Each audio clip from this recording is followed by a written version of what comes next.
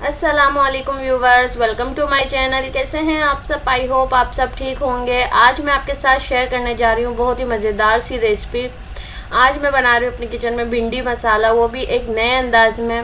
आज तक आपने ये रेसिपी नहीं बनाई होगी। इस तरीके से भिंडी मसाला आप ज़रूर ट्राई करिएगा, तो इंशाल्लाह बहुत पसंद आएगा आपके घर वालों को, आपकी फैमिली को, सबको।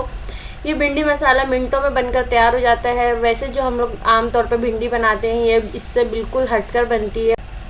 अगर आपको मेरी रेसिपीज़ पसंद आती हैं तो मेरी वीडियोस को लाइक करें, और चैनल पर नए हैं तो चैनल को सब्सक्राइब कर लें और बेल आइकन को क्लिक करें। तो आइए बनाना स्टार्ट करते हैं।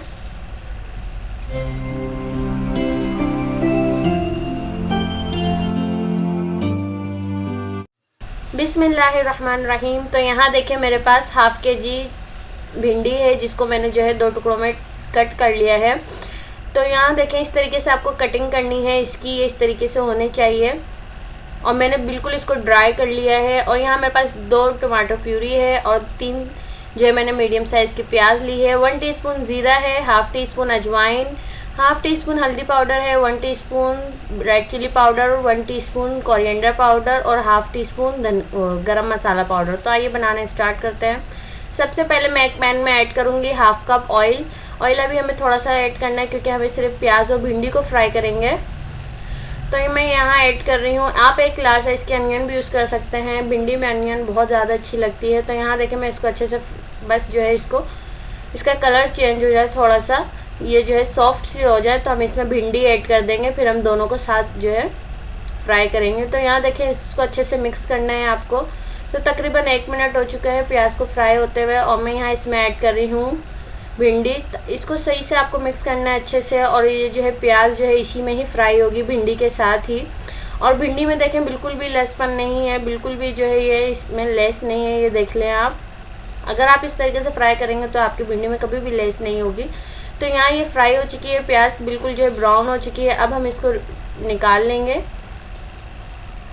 तो आ जाता है नेक्स्ट स्टेप की तरफ। तो यहाँ मैंने तकरीबन 4 टेबल स्पून ऑयल ऐड कर दिया है। इसमें मैंने ऐड करूँगी 1 टीस्पून ज़ीरा और हाफ़ टी स्पून अजवाइन। अजवाइन लाजमी ऐड करिएगा, इससे भिंडी में बहुत अच्छी खुशबू आती है। तो जिंजर गार्लिक ऐड करेंगे 1 टेबल स्पून, और 2 से 3 हरी मिर्चों को मैंने बिल्कुल बारीक कट कर लिया है, ऐड कर देंगे। और अच्छे से जो है इसको फ्राई करेंगे, ताकि जो है अदरक लहसुन की रॉ स्मेल जो होती है वो निकल जाए।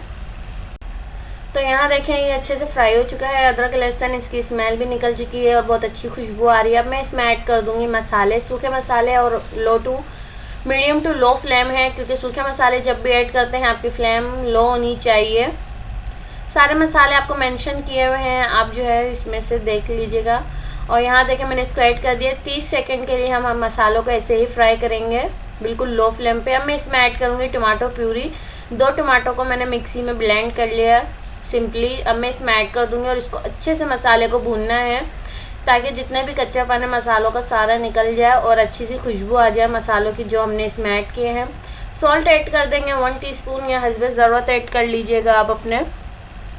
थोड़ा सा पानी ऐड कर दिए ताकि मसाले जले नहीं, और टमाटर के साथ हमारे मसाले सारे अच्छे से भुनाई हो जाएं। तो यहाँ देखें ये बहुत ही मज़ेदार सी मसाला भिंडी बनकर तैयार होती है। मसाला अच्छी तरीके से भुन चुका है। अब मैं इसमें ऐड कर दूँगी फ्राई की हुई अनियन और भिंडी।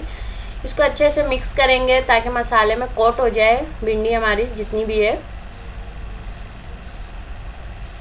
यहाँ मैंने देखें ली है 1/3 कप दही और 4 टेबल स्पून मलाई ऐड की है मैंने। आप क्रीम भी ऐड कर सकते हैं, मैंने जो दूध में मलाई होती है वो ऐड की है इसमें।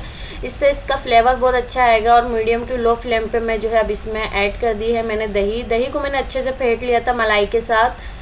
अगर आप क्रीम ऐड कर सकते हैं तो क्रीम कर लीजिएगा, उससे भी बहुत अच्छा जायका हो जाएगा इसका। तो ये देखें यहाँ पे मलाई वाली भिंडी बिल्कुल बनकर तैयार होगी।